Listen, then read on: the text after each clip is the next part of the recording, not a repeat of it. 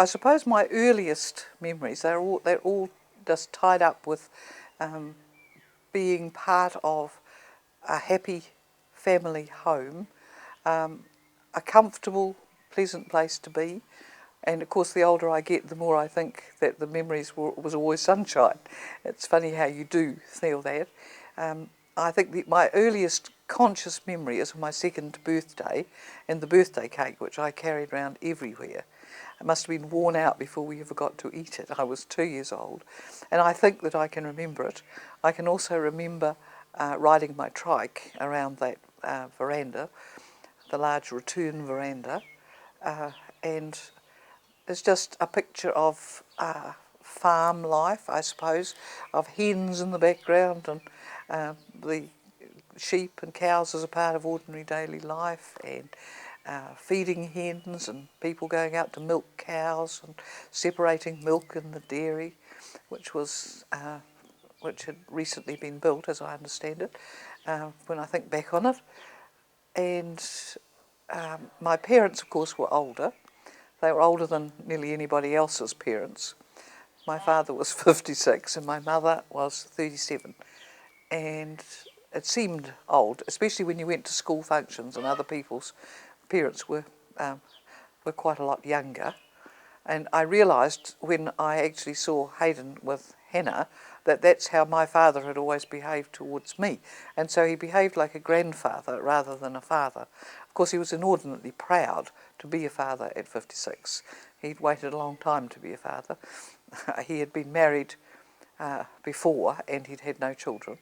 And so this was the big excitement. And of course, I was right out of generation.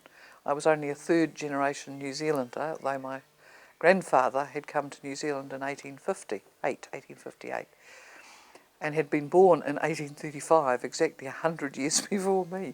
So it does put me, in a rather interestingly different position.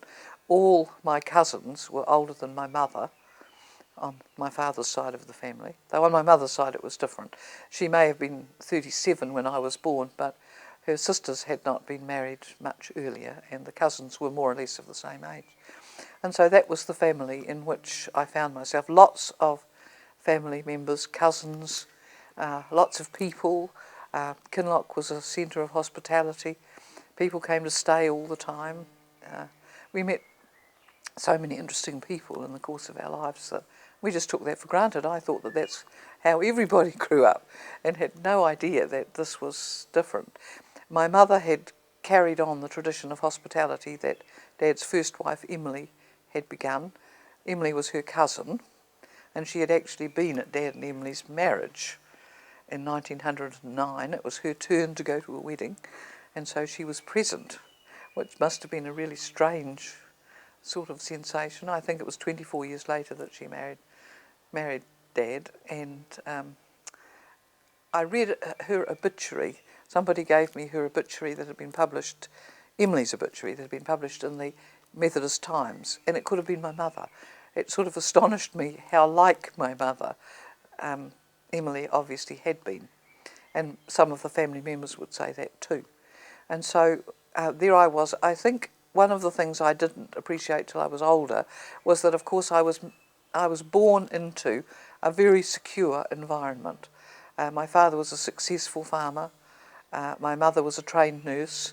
They were both people who had established themselves in life, and I think they found themselves in the position of being parents when neither of them had ever expected that they would be, though they'd, I think, had always wanted to be parents. And so it was, in a way, an ideal situation, I guess, except that my mother was left, as I see now, with all the discipline. Dad never lifted a finger. And that was an interesting sort of experience. As Frank, who worked on our farm, said that Rob and I had been insufficiently spanked as children. He was fond of saying that.